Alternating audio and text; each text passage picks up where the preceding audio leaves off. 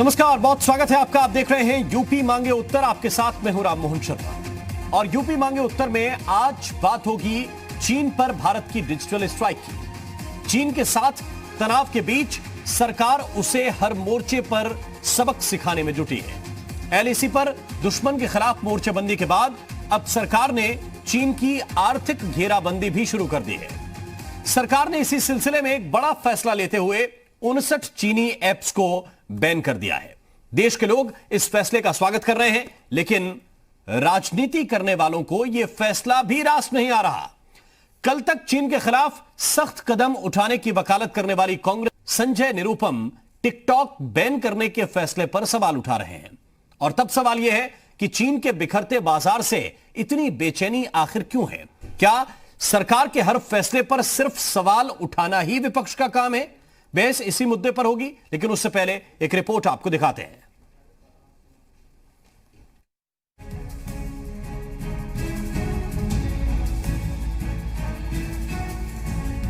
भारत मित्रता निभाना जानता है तो आंख में आंख डालकर देखना और उचित जवाब देना भी जानता है। सरकार ने की चीन की आर्थिक घेराबंदी। चीन पर भारत का डिजिटल स्ट्राइक। भारत ने बंद किए चीन के 59 मोबाइल ऐप्स। लद्दाख में सीमा विवाद के बाद भारत और चीन के रिश्ते जब से बिगड़े हैं, उसके बाद चीन के खिलाफ भारत ने सबसे बड़ी कार्रवाई की है। भारत ने चीन के 59 मोबाइल फोन एप्लीकेशंस को बैन कर दिया है। भारत सरकार ने चीन के जिन ऐप्स पर बैन लगाया है, उनमें TikTok, CamScanner, SHAREit, Hello, Vigo video, UC browser, Club Factory, Mi video, call Xiaomi, Viva video, WeChat और यूसी न्यूज जैसे मशहूर ऐप शामिल हैं। चीन के 59 मोबाइल ऐप्स पर पाबंदी लगाने का मकसद चीन की हिमाकत को जवाब देने के साथ ही भारत की अखंडता की रक्षा करना भी है। भारत की सुरक्षा, रक्षा, संप्रभुता और अखंडता के लिए और भारत के लोगों के डेटा और गोपनीयता की रक्षा के लिए सरकार ने 59 मोबाइल ऐप पर प्रतिबंध लगा दिया है। जय हिंद। चीन के ऐप्स पर पाबंदी का भारत के टिकटॉक स्टार्स भी खुलकर स्वागत कर रहे हैं। अच्छे नज़र से देखते हैं, जो सरकार ने फैसला लिया बहुत अच्छा लिया है और हम चाहते हैं वो आगे भी ऐसा अच्छा फैसला ले। हम लोग उनके साथ खड़े हैं। इस फैसले को जब मोदी जी ने डिसाइड किए हैं तो ये सही है, और जो ये भारत और चाइना को लेकर जो विवाद हो रहा है उससे ये डिसीजन सही है। लेकिन कांग्रेस नेता संजय निरुपम ने टिकटॉक पर रोक के फैसले पर सवाल उठाया है। निरुपम ने कहा, ऐसा करने से हमारे देश के लाखों नौजवान बेरोजगार हो जाएंगे। आम लोग भी सस्ते, शुद्ध और देसी मनोरंजन से महरूम हो जाएंगे। निरुपम ने टिकटॉक स्टारों के लिए रोक को दुखद बताया। खैर, भारत चीन विवाद पर राहुल गांधी पहले से ही हमलावर हैं। सरकार से जवाब पर जवाब मांग रहे हैं, तो जवाब देने का काम बीजेपी उपाध्यक्ष उमा भारती ने किया। नसीहत देते हुए कहा कि राहुल को चीन का चरित्र समझने की जरूरत है। बहरहाल, ड्रैगन के खिलाफ डिजिटल स्ट्राइक कर भारत ने चीन को घुटने टेकने पर मजबूर किया है, लेकिन सरकार के फैसले पर ही अपने देश में सियासत क्यों हो रही है, इसका जवाब मिलना जरूरी है। ब्यूरो रिपोर्ट, जी मीडिया।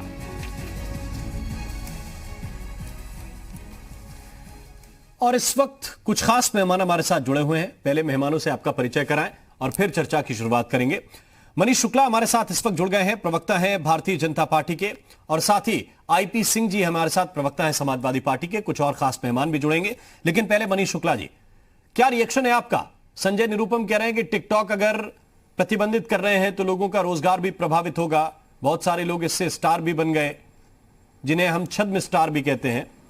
वो उनका एक तरह से स्टारडम खतरे में कांग्रेस को लगता है कि आ जाएगा। देखिए, कोई आश्चर्य की बात नहीं। संजय निरुपम का बयान कोई आश्चर्य इसलिए नहीं करना चाहिए कि चीन भी आपत्ति कर रहा है। तो जब चीन आपत्ति कर रहा है तो कांग्रेस का ये धर्म हो जाता है कि ऐसी सभी चीजों पे आपत्ति करना जिसपे चीन को आपत्ति करनी है। मुझे एक बात समझ में नहीं आती है कि देश की सबसे पुरानी पार्टी को आखिर हो क्या गया है, किस हद तक जाने वाले हैं ये लोग।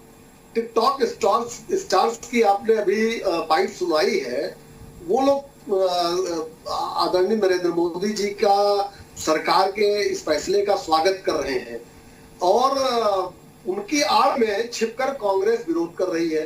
कांग्रेस का असली चरित्र जनता देख रही है, समझ रही है, क्योंकि जिनको अगर संजय निरुपम के शब्दों में जिनको नुकसान होने वाला है वो फैसले का स्वागत कर रहे हैं और उनकी वोट में छिपकर चीन की भाषा बोलने वाले संजय निरुपम विरोध कर रहे हैं। ये तो चीन की भाषा, चीन के सुर में सुर मिलाना हुआ, चूंकि अभी शाम को चीन ने भी इस पे आपत्ति दर्ज की है, तो कांग्रेस और चीन इस मामले में एक प्लेटफॉर्म पे खड़ी है। ठीक है, आईपी सिंह साहब, आप कैसे देख रहे हैं? आप भी एक विपक्षी दल है, क्या आपकी इस पर प्रतिक्रिया है? ये ऐप प्रतिबंधित होने चाहिए, बैन होने चाहिए? देखिए, मैं बार बार इस बात को कहता हूं कि जी नेटवर्क जो है वो देश का सबसे बड़ा नेटवर्क और देश का पहला, सरकार से बाहर का पहला बड़ा नेटवर्क है। लेकिन गैर जरूरी जब बहस हम करते हैं कि मुंबई में या गोवा में किसी ने क्या कह दिया, हम उस पर चर्चा करते हैं। लेकिन गलवान घाटी में जो हमारे 20 जवान शहीद हो गए, जिस पर आज पूरा देश आस लगाए हुए था कि प्रधानमंत्री कुछ कड़ा संदेश देंगे चीन को, तो उस प्रधानमंत्री ने 80 करोड़ लोगों को उन्होंने कहा हम भोजन कराएंगे।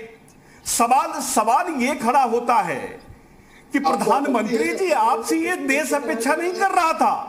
आपने कहा था कि अगर एक हमारे जवान का सिर काटा गया तो 10 जवानों के सिर काटे जाएंगे और घर में घुसकर मारेंगे। प्रधानमंत्री जी, आप चीन के अंदर सर्जिकल स्ट्राइक कब करेंगे? जी, आप सूरज को दिया दिखाने के बराबर 2-4 ऐप्स टिकटॉक जैसे बंद कर देंगे। तो आप ये कह रहे हैं कि युद्ध छेड़ देना चाहिए? जैसे आईपी सिंह, आप ये कह रहे हैं युद्ध छेड़ देना चाहिए? एक मिनट, मैं कंक्लूड कर रहा हूं। मैं कंक्लूड कर रहा हूं। आप युद्ध छेड़ चुके थे। जो कमजोर देश है उनके अंदर घर में घुसकर मारने की बात करते थे। क्या 20 जवान जो शहीद हुए, क्या जो शहीद जवान हैं, क्या उनकी बहनों को, उनके जो हमारी मां है, जो हमारे बच्चे हैं, क्या उनको कोई जवाब सरकार देगी? क्यों नहीं चीनियों के साथ इस तरह का व्यवहार किया जाता? क्यों नहीं एक सैनिक के बदले 20 चीनी सैनिकों के सिर काटे जाते? मैं एक बात कहूंगा कि नियाग्रा फॉल दुनिया का सबसे बड़ा फॉल है जी। वहां 4 बाल्टी पानी लेकर बीजेपी का कोई प्रवक्ता या नेता जाकर उन पर से गिरा देगा तो क्या फर्क पड़ना है? आप चीन जैसी जो बड़ी ताकत है, अगर 4 ऐप्स बंद कर देंगे तो क्या फर्क पड़ जाएगा? मनीष शुक्ला, आप रिस्पॉन्ड कर रहे हैं। लगाते, आप कड़ी से कड़ी कार्रवाई करते, आप बदला लेते, ये देश चाहता था, लेकिन आपने निराश किया है देश को। मनीष शुक्ला रिस्पॉन्ड कर रहे हैं। मनीष शुक्ला जी, गैर जरूरी चर्चा में हमारा विश्वास नहीं है। देखिए, सबसे तो हास्यास्पद बात यह है कि जिस चर्चा में ये आए हैं श्री आईपी सिंह जी, उसको गैर जरूरी बता रहे हैं। इनको जब आपने चर्चा में बुलाया होगा तो इनको चर्चा का विषय आपने बताया होगा, इसके बावजूद ये बैठे हैं और इस तरह से गैर जरूरी बात कह रहे हैं इसको, तो इनकी मनस्थिति आप समझ सकते हैं। और हमको लगता है कि आईपी सिंह जी को थोड़ा सा समझना चाहिए, पढ़ना पड़ेगा, देखना पड़ेगा 15-16 जून के बाद क्या क्या कदम उठाए गए हैं, बॉर्डर के इशू पे क्या कदम उठाए गए हैं और आर्थिक इशूज पे क्या उठाए गए हैं। हमको लगता है कि अगर मैं जानकारी तो मैं बताता हूँ। 15-16 जून को जैसे ही झड़प हुई है तो आर्थिक मोर्चे पे सबसे पहले चीन के जो डायरेक्ट निवेश थे उसको बंद कर दिया गया।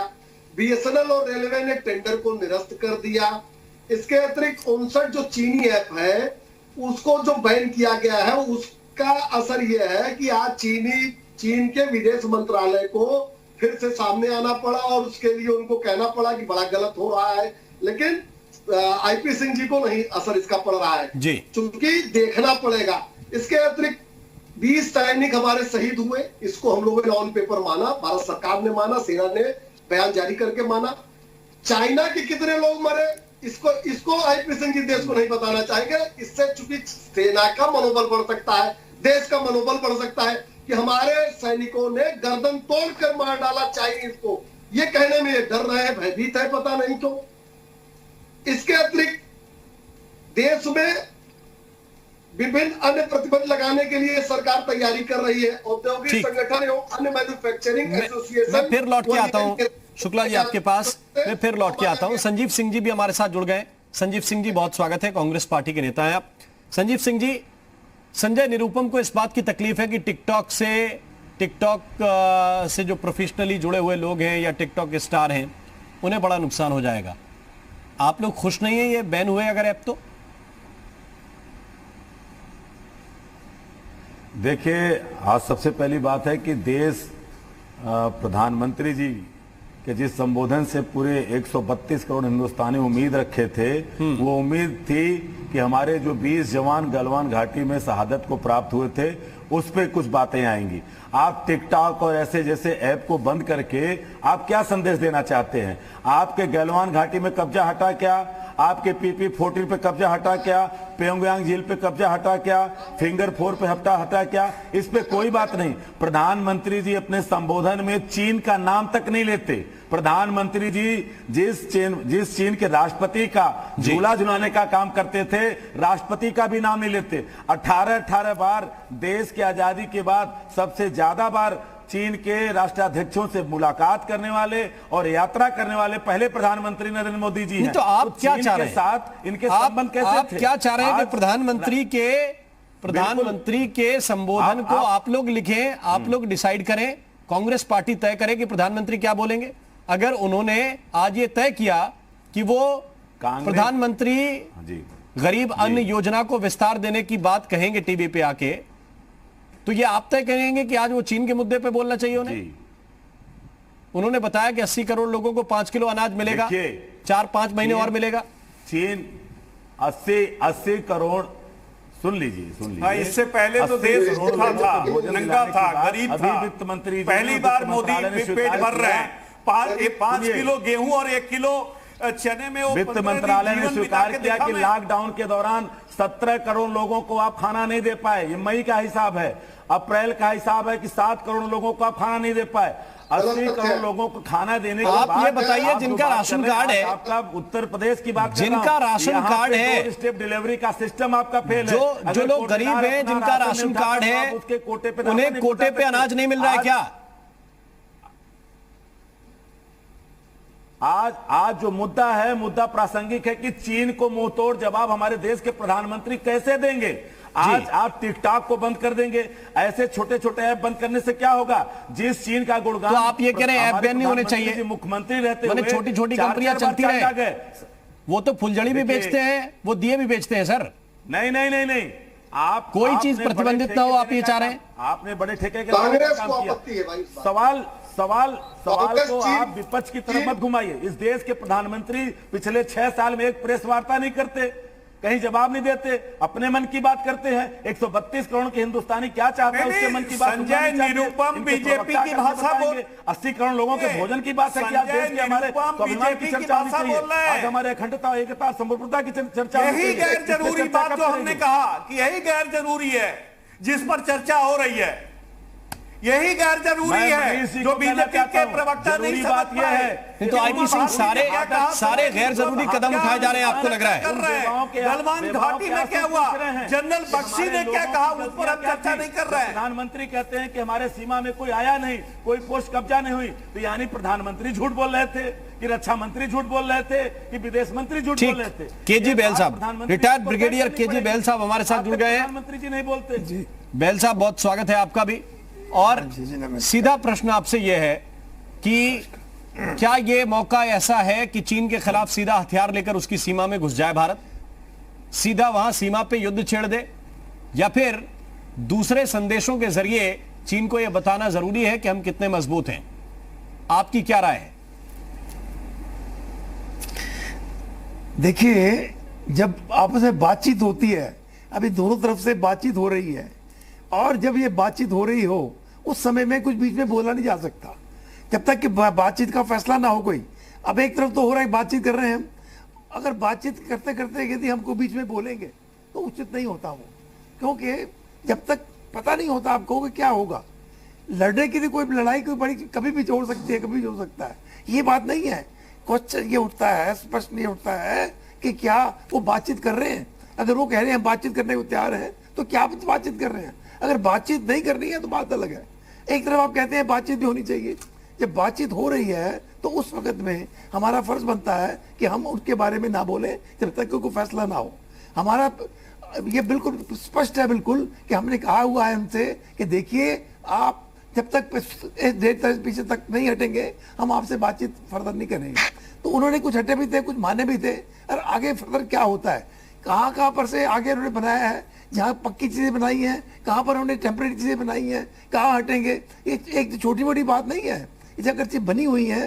पहले होता था कि हमें पता नहीं लगता था, अभी क्या होता है सैटेलाइट से पता लग रहा है, हमें सड़कें बन गई हैं, हम वहां तक पहुंच के देख रहे हैं, सब चीजें सामने एक दूसरे के। ऐसा नहीं है कि जब एक दूसरे की चीजें सामने होती हैं उस पर फैसला करना आसान नहीं होता कि कैसे हटेंगे, क्या करेंगे, ये समय लगता है। तो इसलिए हमें ये प्रधानमंत्री जी को मतलब ही नहीं बनता था कि उसके बारे में बोलते। अगर बातचीत खत्म हो जाती तब तो बात अलग थी, लेकिन जब बातचीत चल रही है तो उसमें बोलना उचित नहीं होगा। ठीक, आप कह रहे हैं कि इस बात पर अभी बोलना उचित नहीं होगा प्रधानमंत्री का। संजीव सिंह, मैं आ रहा हूं आपके पास।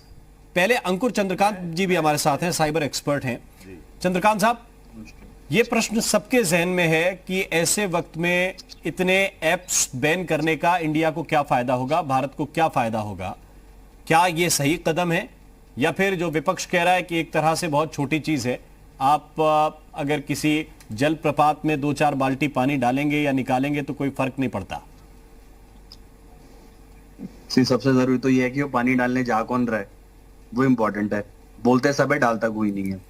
रही बात दूसरी, मैं टिकटॉक से ही स्टार्ट करता हूँ, मेरी मुहिम पिछले 2-3 महीने से टिकटॉक के अगेंस्ट ही थी। मुझे किसी ऐप से कोई पर्सनल, जिसे कहते हैं कोई निजी दुश्मनी तो है नहीं। अब हमें पता है, हम इस पर रिसर्च करते हैं, being a national data researcher हमें पता है कहाँ पर क्या चीज की कमी है, कहाँ पर बैकडोर्स है, कौन सी ऐप आपकी इंफॉर्मेशन बाहर भेजती है। फेसबुक भी भेजती है, फेसबुक ने तो खुद कबूला था एक बार कि मैंने दी है। आपने फेसबुक का क्या कर लिया? जितने भी हमारे नामी गिरामी बड़े माननीय नेताजी सब आए हुए हैं, सब फेसबुक पे हैं, सब टिकटॉक पे होते हैं, सब इंस्टाग्राम पे होते हैं। क्यों? अगर आपको अपने देश से इतना प्यार है तो क्यों इन चीजों का यूज किया जाता है भाई? अगर हम हिंदुस्तानी हैं, मैं आपको एक बहुत सिंपल सा बताता हूँ, घर में अगर बगल में लड़ाई भी हो जाती है ना तो हम उस घर में बात करना बंद कर देते हैं, ठीक है। अब वैसे चाइना के खिलाफ बहुत बड़ी बड़ी बातें, उन्होंने हमारा 1 मारा, आप 20 मारो। पहली बात तो ये छोटे बच्चे बोलते हैं, ठीक है। समझदार लोग ये कभी नहीं बोलेंगे उसने हमारे इतने मारो, आप जाके उतने मारो। ये कोई सेंस नहीं होता। देखो, ये एक जो कहते हैं ना, अगर हम एक सेंसिबल डिबेट रखें तो सेंसिबल डिबेट में ये बीजेपी की भाषा है।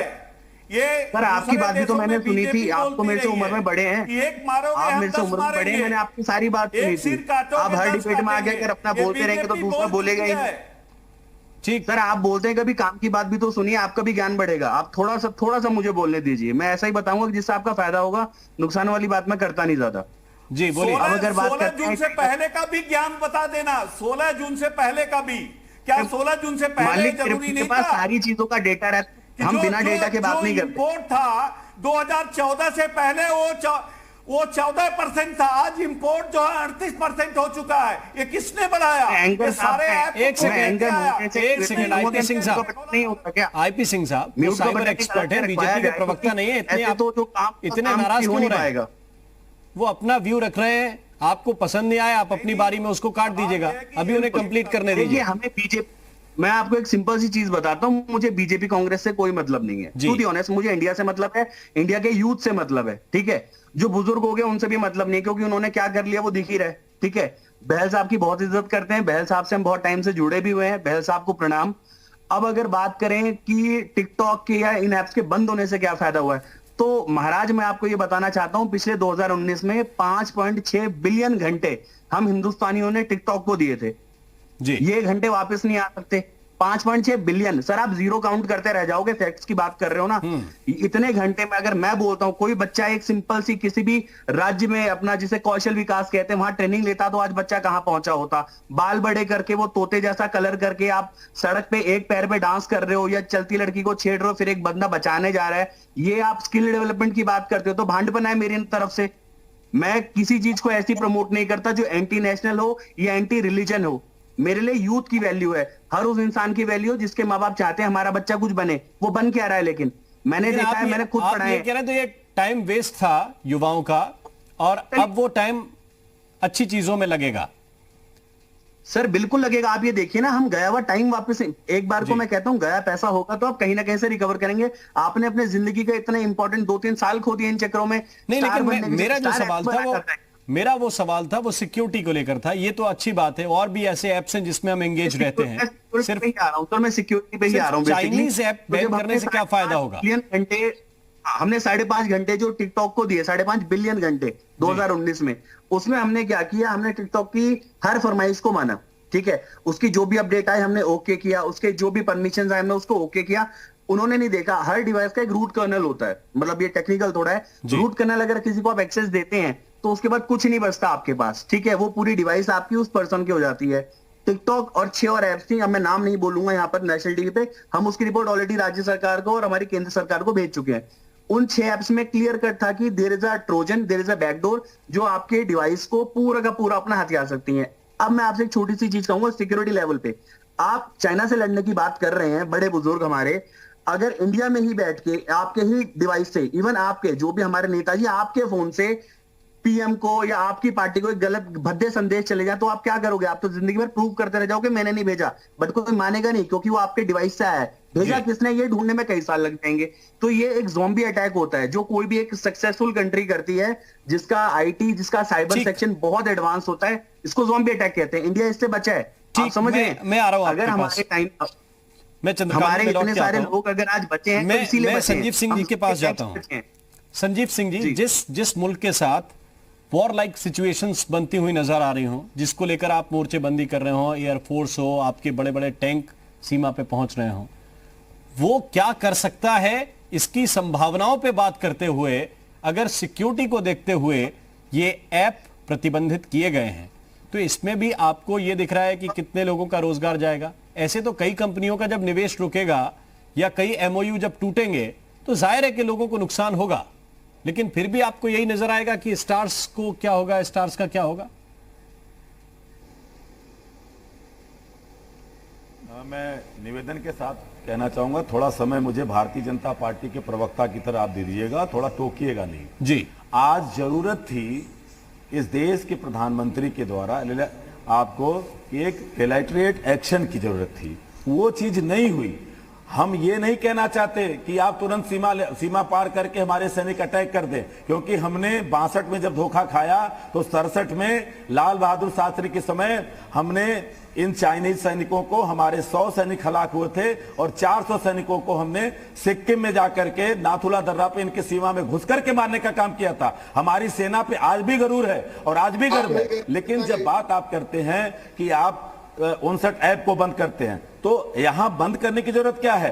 75 टेक्नोलॉजिकल स्टार्टअप आप हैं, आप पे जहां पे 1 बिलियन आपने वहां लगाया हुआ है, 2 सालों में $6 बिलियन का आपका काम हो यहाँ पे भारत और चाइना के साथ हुआ है। तो बात यह है कि प्रधानमंत्री जी की जब जिनपिंग के साथ इतनी बड़ी मित्रता है, जब वो अपने यहां बताते हैं कि प्रधानमंत्री जब चाइना जाते हैं तो कहते हैं कि हमें राष्ट्रपति महोदय ने बताया कि वेनसांग आपके गांव मोदी जी गए थे, अब हम वहां पे अहमदाबाद उनको गांव नहीं ले जा पाए और हम यहाँ पे आए तो हमारे साथ चीनी राष्ट्रपति जी टहल रहे थे, तो बताए कि देखिए वेनसांग आपके गांव से आने के बाद चाइना में यहाँ पे आए थे। तो जब इतना नजदीक संबंध रहा है जिनपिंग हमारे राष्ट्रपति के चाइना के साथ और प्रधानमंत्री मोदी जी के साथ, तो आखिरकार मोदी जी जो हमारे जमीन का टुकड़ा नहीं है, वो हिंदुस्तानियों के 132 करोड़ हिंदुस्तानियों के सर का ताज है, जो हमारी जमीन गई है, उस पर प्रधानमंत्री जी कभी नहीं बोलते।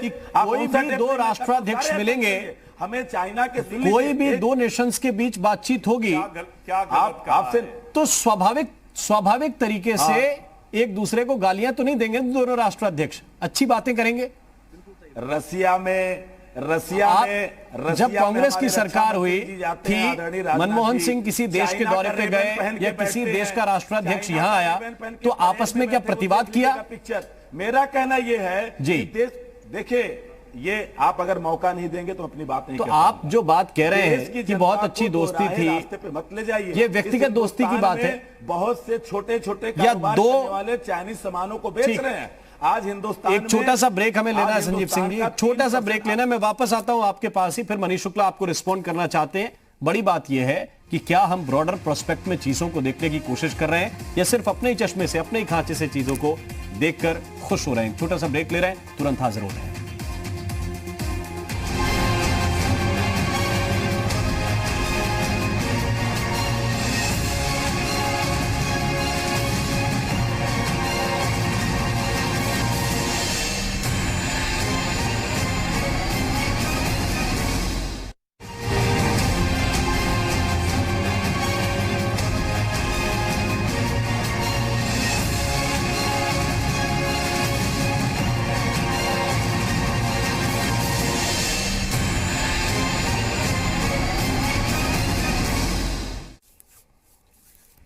ब्रेक के बाद स्वागत है आपका। चर्चा इसी बात को लेकर कर रहे हैं कि क्या डिजिटल स्ट्राइक से बात बनेगी और इस पर भी देश के अंदर क्या सियासत होना जरूरी है अगर कोई कदम उठाया जा रहा है तो उस पर। संजीव सिंह जी, मैंने वादा किया था कि आपसे ही वापस आऊंगा। सवाल इस बात को लेकर है कि आप कह रहे हैं कि प्रधानमंत्री ने अच्छी बातें की, उनके बड़े अच्छे संबंध थे वहां के राष्ट्रपति के साथ, और इतने अच्छे संबंध थे तो ऐसे हालात क्यों बन गए। सवाल यह भी है कि जब उसी जिसके अध्यक्ष हैं शी जिनपिंग, उसी पार्टी के साथ कांग्रेस पार्टी एमओयू करती है, तो क्या उस वक्त एक दूसरे को गालियां देकर बात की? अच्छी बातें की होंगी ना, दो नेता जब साथ में बैठते हैं तो जब अच्छी बातें हो रही हैं, आपका एमओयू हो रहा है, दो देशों के राष्ट्राध्यक्ष बैठ रहे हैं, तो ठीक ठीक बातें ही करेंगे ना। उस वक्त को आप इससे कंपेयर कर रहे हैं कि हमारी नेशनल पॉलिसी चाइना के खिलाफ क्या है। आप इस बात से कंपेयर कर रहे हैं अगर वो एलएसी पर आकर अतिक्रमण करते हैं, आक्रमण करने की कोशिश करते हैं। क्या हर दिन युद्ध की सिचुएशन में ही देश सोचे?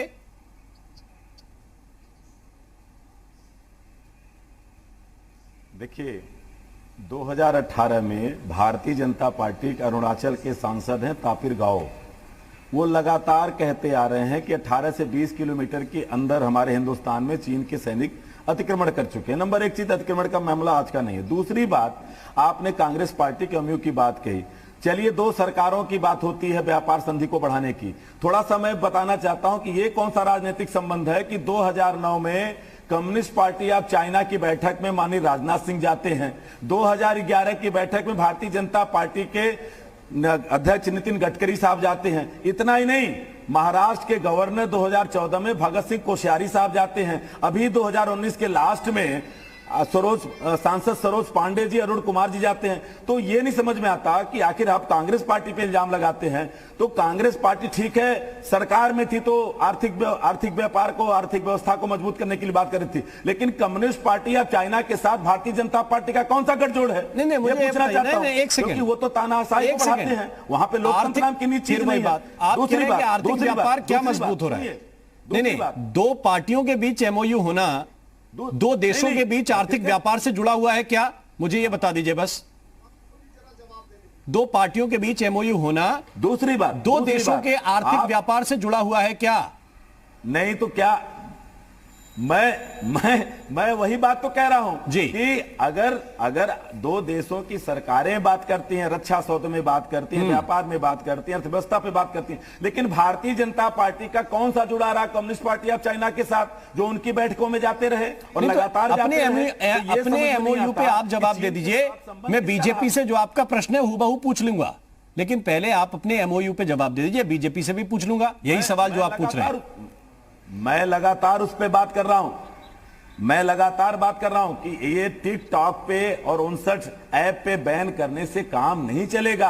आज विपक्ष पे सवाल से ज्यादा सत्ता पे सवाल किया जाए। नरेंद्र मोदी जी, प्रधानमंत्री जी, सत्ता से द्वारा सवाल पूछा जाता है तो मन की बात करते हैं। मैं पूरा देश जानना चाहता हूं। मैं संजीव सिंह आपसे सवाल क्यों पूछ रहा हूं, इसका कारण भी तो जानिए। आप कह रहे हैं कि विपक्ष से सवाल न पूछा जाए, मैं कह रहा हूं कि ठीक है, सरकार से और बीजेपी से सवाल पूछने का वक्त है, मैं पूछता हूं। लेकिन मैं जब यह कह रहा हूं कि जब 59 ऐप प्रतिबंधित हुए तो इसका स्वागत क्यों नहीं करते आप लोग?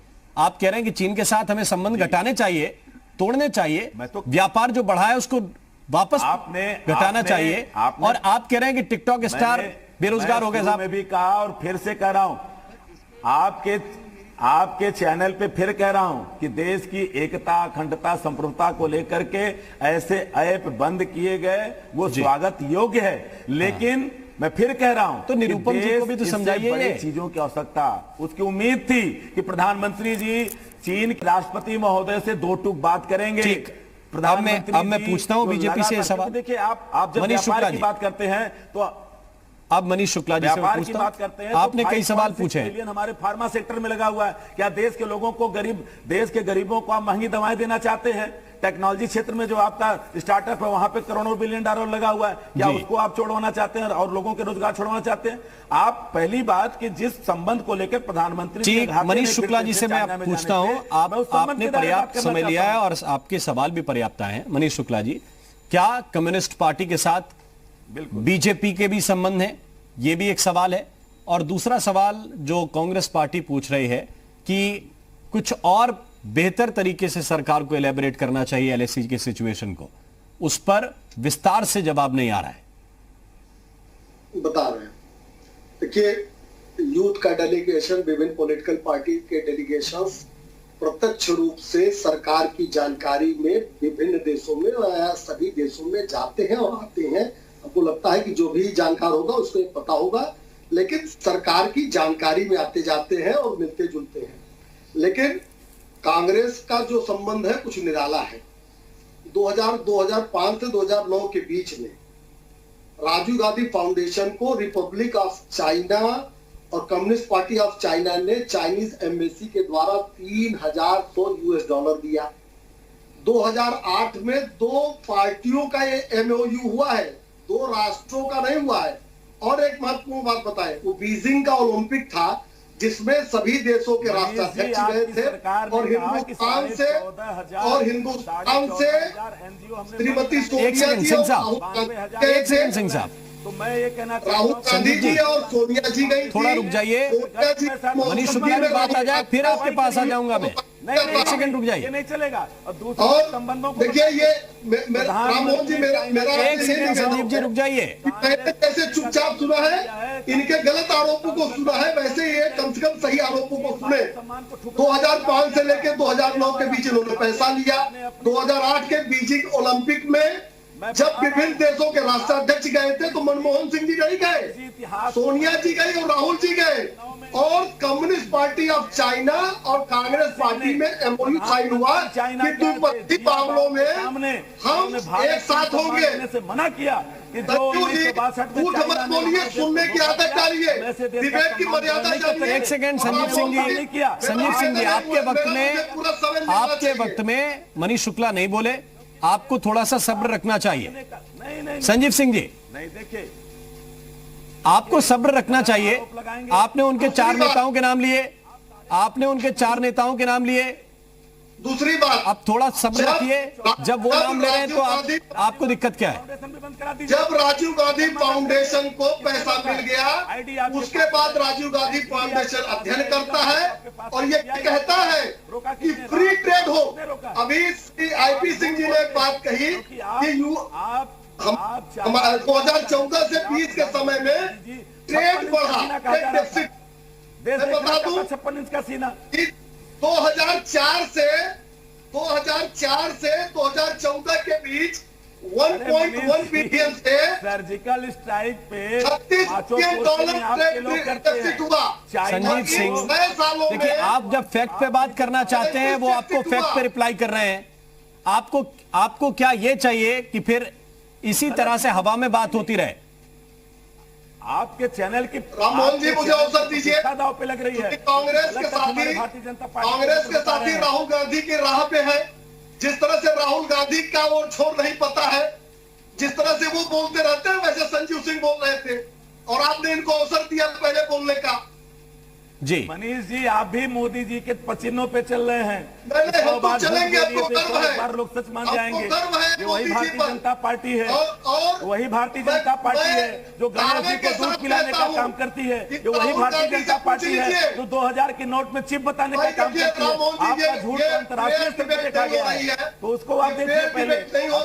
नसीहत आवाज को अगर आप बंद कर सकते हो बंद करें, निवेदन है मेरा। और ऐसे डिबेट नहीं होगी। संजीव सिंह जी, एक एक करके बोलेंगे तो दोनों लोगों की बात जाएगी। आपने अपना पक्ष रखा, आपने कहा कि उनके 4 नेता चीन गए और चीन की कम्युनिस्ट पार्टी की मीटिंग्स में शामिल हुए। आपने जो बात कही है, अब उसका उत्तर तो लीजिए कम से कम। अब उसका उत्तर तो लीजिए जी। ऐसे गलत को रोकिए। जब राजीव गांधी फाउंडेशन को पैसा मिला, उसके बाद फाउंडेशन ने कहा फ्री ट्रेड होना चाहिए। उसका असर ये हुआ कि 2004 से 2014 के बीच रहा हूं 14,500 एनजीओ बंद किया आपने, तो 14,500 में एक और जोड़ दीजिए, 92,000 एनजीओ चल रहे हैं। सुप्रीम कोर्ट ने 2020 में अपना जजमेंट सुनाया एनजीओ को लेकर के। एक सेकंड कार्रवाई करिए। संजीव सिंह जी, एक सेकंड थोड़ा कम हुआ है। तो ये जो पैसे लेकर राजीव गांधी फाउंडेशन ने पैसा देकर और ये देश के हितों पे कुठाराघात करते आए हैं। परिवार कम्युनिस्ट पार्टी आप चाइना के साथ गठबंधन इनका होता है। चाइना के पैसे पे भारतीय जनता पार्टी राष्ट्रीय स्वयं संघ के लोग बोलते हैं। जब चाइना के साथ अतिक्रमण बढ़ता है तो इनका जो राष्ट्रवादी तथा कथित संगठन आरएसएस वो सीधे स्वदेशी जागरण मंच की भूमिका में आ जाता है। जब आप हजारों करोड़ का ठेका दे रहे थे तब आरएसएस कहाँ थी? जब आप गुजरात में सैकड़ों कंपनियां लगा रहे थे तब आरएसएस कहाँ थी? जब चाइना के द्वारा बना हुआ सरदार पटेल की मूर्ति लग रही थी तब आरएसएस कहां था? ये सवाल तब कहां थे? लेकिन दुर्भाग्य है कि कांग्रेस की भाषा कम्युनिस्ट पार्टी ऑफ चाइना की भाषा हो गई है। जो विदेश मंत्रालय चाइना बोलता है उस पर कम्युनिस्ट पार्टी ऑफ चाइना के बैठक में तो आप जाते हैं। मैंने तो बता दिया कि 2000 में राजनाथ सिंह जाते हैं, 2011 में नितिन गडकरी साहब जाते हैं, 2013 में भगत सिंह कोश्यारी साहब जाते हैं, 2019 में आपके जो है 2019 में आपके अरुण कुमार जी जाते हैं, सरोज पांडे जी जाती हैं। क्या डीलिंग करने जाते थे? यही तो देश जानना चाहता है। क्या यही डीलिंग करने जाते थे? ये अपने देश की सीमाओं के साथ समझौता करने जाते थे? आज जो प्रधानमंत्री आधे घंटे के भाषण में एक बार भी चीन का नाम नहीं लेते हैं, जिनपिंग का नाम नहीं लेते हैं। अब बाकी और मेहमान भी हैं। चीन और पाकिस्तान के प्रधानमंत्री को घंटे के नहीं मानते हैं। ठीक, राम मोहन जी देखिए, ये आपने जिनको भी बैठाया कांग्रेस की तरफ से, इन्होंने आपकी डिबेट की मर्यादा को तोड़ा है और डिबेट की जो गंभीरता उसको खत्म किया है। क्योंकि इनके पास कहने के लिए कुछ नहीं है, झूठ के सिवा हिंदुस्तान के बाहर लोग देखते हैं। ऐसे झूठे तथ्यों पे आपके चैनल की गरिमा गिरती है। ऐसे लोग कौन सा झूठा तथ्य है? आप बताइए, ये तथ्य झूठा है? फिर झूठा है। हाँ, ये बता रहा हूँ जी। अच्छी बात कही। 2009-10 में अभी मैंने कहा कि डॉक्टर कर्ण सिंह ने चीन के प्रधानमंत्री जियाबाओ के आने पे भारत का सम्मान लौटाया था। ये अगर सच हो, ये अगर मेरा वचन गलत है तो कल से आपके चैनल पे नहीं आऊंगा। नंबर 1 चीज, गणेश जी को दूध पिलाने का काम कौन कर रहा था? राष्ट्रीय बात आपसे कह रहा हूं, झूठ हो तो बता दीजिए। 2000 की नोट आपसे कह रहा हूं, उसका जवाब आप नहीं दे रहे। झूठ है। अब गणेश जी को दूध पिलाने वाली खबर या अफवाह आज कैसे रिलेवेंट हो गई? 1.1 से 36 बिलियन डॉलर अफवाह नहीं, कहां रिलेवेंट है?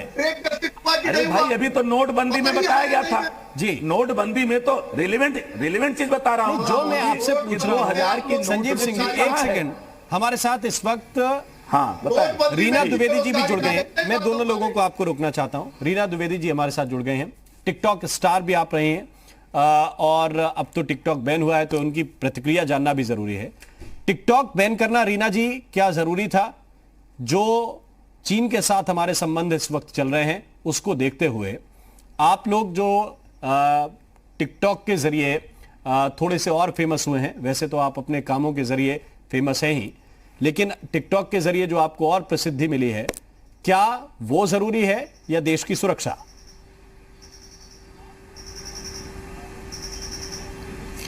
देखिए सर, मेरे हिसाब से देश हित में जो भी चीज़ें हैं वो सर्वोपरि हैं। अगर देश हित में, ये तो छोटे मोटे चाइनीज़ ऐप्स हैं, कोई भी चीज़ हो, यहाँ पे जवान अपनी जान दे रहे हैं, माताएं अपने बच्चों को भेज रही हैं, बहनें अपने भाइयों को भेज रही हैं, पत्नियाँ अपने पति को भेज रही हैं शहीद होने के लिए। ये तो बहुत छोटा सा ऐप है। हमें तो ये समझ में नहीं आ रहा है एक छोटे से ऐप के लिए इतनी वो होड़ क्यों मची है। इसको तो तुरंत एक्सेप्ट कर लेना चाहिए जी। और इसमें लेकिन कुछ नेता हैं वो ये कह रहे हैं कि टिकटॉक स्टार देखिए बेरोजगार हो गए, उनकी प्रतिभा का नुकसान हो गया, ऐसा कुछ आपको लगता है?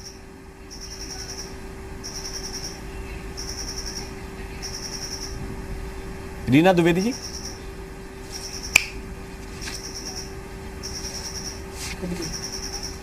लगता है कि आवाज डिस्कनेक्ट हुई है। मैं साइबर एक्सपर्ट के पास एक बार फिर से चलता हूं। अंकुर चंद्रकांत जी इस वक्त हमारे साथ जुड़े हुए हैं।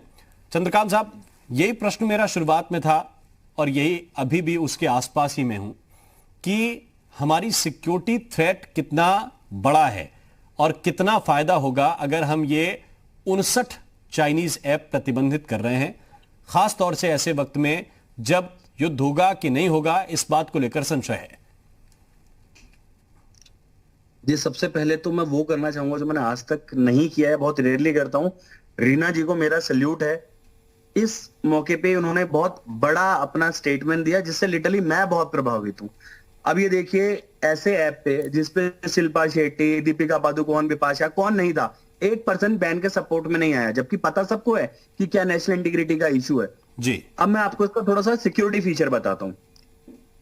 यहाँ पर जितने भी हमारे गणमान्य सदस्य हैं, शायद इनको नहीं पता कि मैं अपने आप को कोई बहुत बड़ा हैकर नहीं बताता। 7 मिनट लगते हैं सर, 128 GB का फोन स्कैन करने में मात्र 7 मिनट लगते हैं। 7 मिनट में आपने किससे बात की, क्या बात की, आपके incoming message, outgoing call, WhatsApp, except Telegram, क्योंकि टेलीग्राम की सिक्योरिटी लिटरली बहुत अच्छी है। व्हाट्सएप का डेटाबेस हम सारा हासिल कर लेते हैं मात्र 7 मिनट में। और 7 मिनट में तो आजकल इंसान वॉशरूम जाके वापस आता है, उसको पता भी नहीं लगता उसमें क्या हो गया। आप समझ रहे हैं, हमारे पास अथॉरिटी नहीं होती कई बार। आप समझो, चाइना ने अपने हैकर्स को अथॉरिटी दी है, जाओ जो करना है करो। हमें यहाँ जवाब देना पड़ता है अगर हम कुछ भी करते हैं। हम सरकार के लिए करते हैं, सीबीआई है, सीआईडी है, क्राइम ब्रांच है, कोई भी स्टेट पुलिस है, अगर वो हमें बोलते हैं हम करते हैं। But at that time we have the authority of a concern law enforcement agency, तो भी हमें 7 मिनट लगते हैं। जिनको भाई रोक टोक नहीं हो तो 2 मिनट में काम कर देंगे। आप समझो उस चीज का। आज के टाइम पे अगर आपको लगता है ना कि वॉर होगा, टैंक चलेंगे, मिग चलेगा, तो सर मिग कैसे चलेगा मैं आपको बताता हूँ। मिग में लगता है सैटकॉम का एक पुर्जा छोटा सा, जिसको समझने के लिए भी बहुत टाइम लगेगा आपको, ठीक है। वो इतना सा पुर्जा होता है और वो सिर्फ 2 कंप्यूटर अपने आप में चलाते हैं। मिग के अंदर बैठा पायलट उसको सिर्फ रन कर रहा होता है, सारी कमांड्स नीचे से मिलती हैं उसको बेस से। अगर एक छोटी सी ऐप ने, मान लीजिए वो ऐप इतनी छोटी है, जो पर्सन उसका नीचे मॉनिटरिंग कर रहा है या सुपरवाइजर है जो नीचे सिस्टम पे बैठा है, उसके पास वो ऐप है और उसने वहां एक जैमर वाला काम कर दिया, सारे सिग्नल जैम कर दिए, तो सर नीचे से ऊपर कम्युनिकेशन नहीं हो पाएगा। उसको नहीं पता लगेगा टारगेट कहाँ है। ऊपर से चाइना नहीं दिखता, वो नीचे से लॉन्गिट्यूड लैटिट्यूड बताए जाते हैं, डायरेक्शन कोऑर्डिनेट्स। इतनी रिस्क होता है आज के टाइम पे। मैंने भी बताया, बीजेपी कांग्रेस, मुझे किसी से कोई मतलब नहीं है। दोनों बहुत बढ़िया काम कर रहे हैं, नहीं तो दोनों नहीं कर रहे हैं। मेरे लिए सबसे इंपॉर्टेंट है किसी भी कंट्री का यूथ। अगर मेरे आस पड़ोस का समाज, मेरा यूथ खराब है, तो आप इस कंट्री को लेके कहां जाओगे? आप बताओ ना, किस पे राज करोगे? प्रजा तो अच्छी होनी चाहिए कम से कम। हम आपको वही चीज बताना चाह रहे हैं, आप चीजें यूज करो। देखो यार, यूट्यूब है, अगर गंद है तो गंद हर जगह, बट यूट्यूब एटलीस्ट स्पाइंग तो नहीं कर रहा ना आपके ऊपर।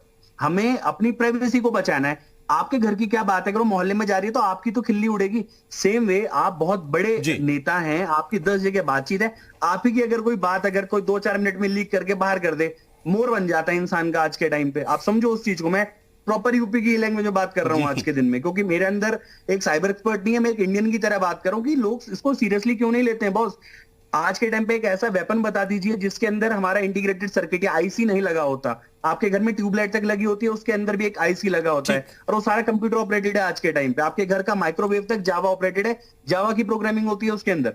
तो किसी चीज को लाइटली नहीं लेना चाहिए। आज के टाइम पे टिकटॉक है, टिकटॉक अगर आपके फोन को ज़ॉम्बी बनाता है, आपने जिससे बात की है उसी पर्सन को एक अटैकर कॉल करके बोलता है, वो किसी के घर की बेटी भी हो सकती है कि यार मैं उसको देखे कि डैड के नंबर से कॉल आ रहा है। आजकल तो बहुत इजी हो गया है स्पैम करना, उसको स्पूफ करना। वो सोचेगी डैड ने बुलाया, वो घर से बाहर गई, बेटी किडनैप होगी, कौन जिम्मेदार होगा? उस टाइम बीजेपी कांग्रेस काम नहीं आएगी, उस के टाइम बाप ही काम आएगा, क्योंकि वो बाप की बेटी है और वो किसी के भी बाप की बेटी हो सकती है। तो ऐसी एप्स को तो हम फोन में ही नहीं होना चाहिए, कंट्री में क्या। ठीक, आप जो कह रहे हैं कि ये बड़ा थ्रेट है और छोटे छोटे पॉइंट्स पर अगर ध्यान देंगे तो इससे बचा जा सकता है। मैं एक बार फिर ब्रिगेडियर साहब के पास चलता हूं। ब्रिगेडियर केजी बहल साहब इस वक्त हमारे साथ जुड़े हुए हैं। बहल साहब, ये एक लेमैन लैंग्वेज में बताने की कोशिश कर रहे थे अंकुर कि क्या हमारे ऊपर खतरा हो सकता है, लेकिन ये सिर्फ चीनी ऐप से यही खतरा है ये भी नहीं कह सकते। क्या बिल्कुल और सख्त कदम साइबर सिक्योरिटी को लेकर उठाए जाने की जरूरत है?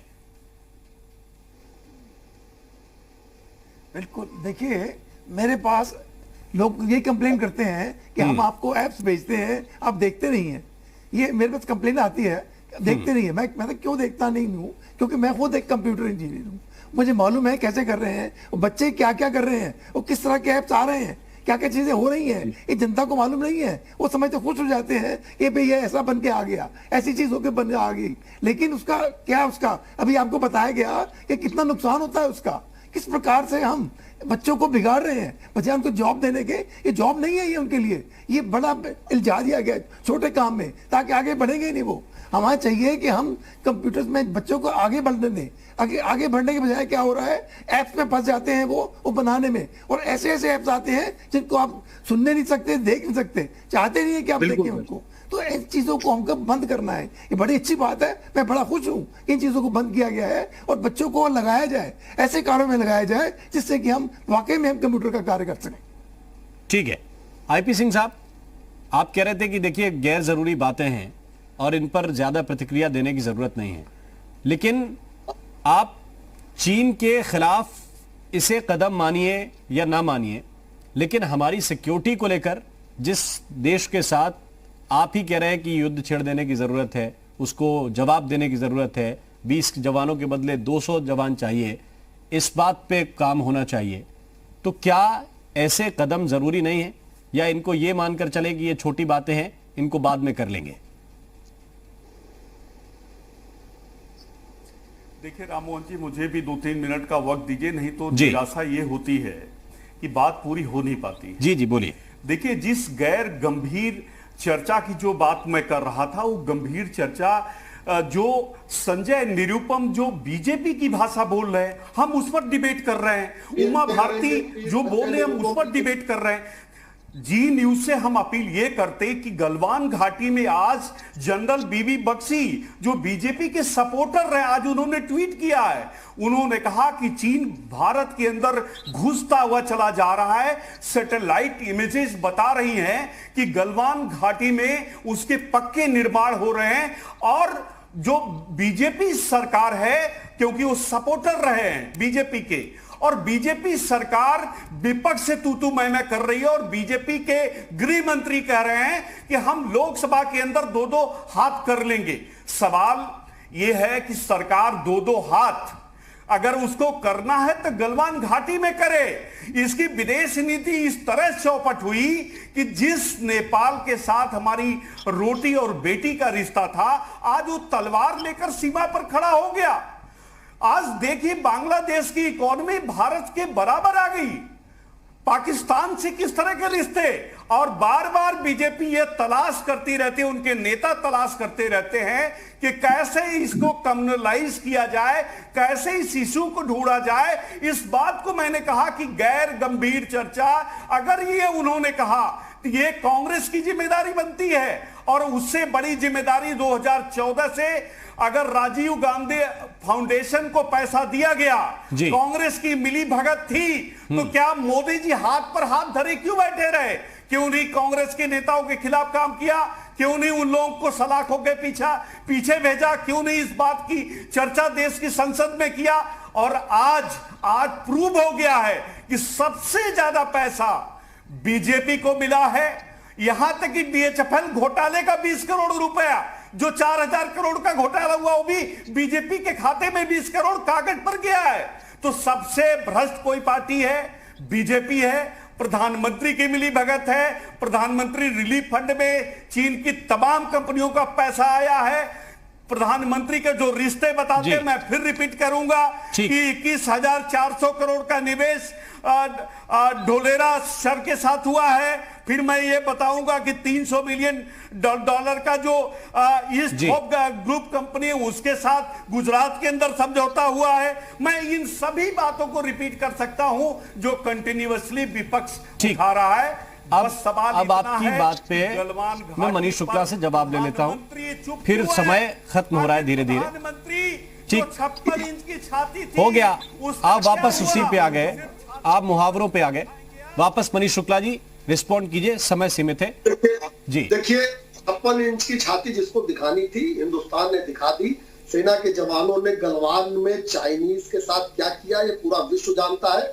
देखिए, जो लोग नहीं मानने को तैयार है, जिनको चीन के विदेश मंत्री और चीन के प्रधानमंत्री की बातों पे भरोसा है, उनको भरोसा नहीं दिलाया जा सकता। ये तो चैनल पर बैठे इन्होंने कहा कि आपने क्या जरूरी डिबेट शुरू कर दी जी। संजय निरुपम भाजपा की भाषा बोलते हैं, मैं कह दूं चैनल पर बैठ के कि आईपी सिंह का गठजोड़ मायावती जी से चल रहा है, ये मायावती जी की भाषा बोल रहे हैं, ये कोई बात हुई कहने की? तो निश्चित रूप से ये लोग तर्कविहीन लोग हैं। देश और विश्व समझ रहा है कि इस समय किसकी सरकार है। एक आखिरी सवाल मैं रीना द्विवेदी जी से लेना चाहता हूं, हमारे पास समय बहुत सीमित है। रीना द्विवेदी जी, मोर्चे पर भी दिया जा थोड़ी सी रहा है। तकलीफ होती है उन लोगों को जो किसी भी चीज पे अपना वक्त इन्वेस्ट करें, 2-4 हजार फॉलोवर या उससे ज्यादा कर ले, फिर उनके साथ अगर उनका ऐप बैन हो जाए, ऐसे लोगों के लिए आप क्या कहेंगी? उन्हें सब्र रखना चाहिए, क्या करना चाहिए?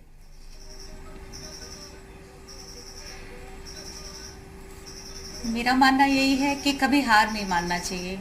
आज हमारे पास अगर कोई प्लेटफॉर्म बंद हो जाता है अपना हुनर दिखाने का, अपना करियर बनाने का, तो ऐसे बहुत से प्लेटफॉर्म आगे मिलेंगे। हमारे देश में बहुत से ऐसे क्रिएटिविटी चीज़ें होती रहती हैं जिसमें आप अपना हुनर दिखा सकते हैं, फॉलोअर्स बढ़ा सकते हैं। तो हार नहीं मानना चाहिए और देश हित में जो भी चीज़ें हों, गवर्नमेंट जो भी कहे, बिल्कुल, ये आप बड़ी बात कह रहे हैं कि देश हित के साथ समझौता कभी नहीं होना चाहिए, हमारी नेशनल सिक्योरिटी के साथ समझौता कभी नहीं होना चाहिए और ये सबको समझना चाहिए। बहुत बहुत शुक्रिया, बहुत धन्यवाद आप सभी मेहमानों का हमारे साथ इस चर्चा में जुड़ने के लिए, शरीक होने के लिए। और इसी के साथ यूपी मांगे उत्तर में अभी के लिए बस इतना ही।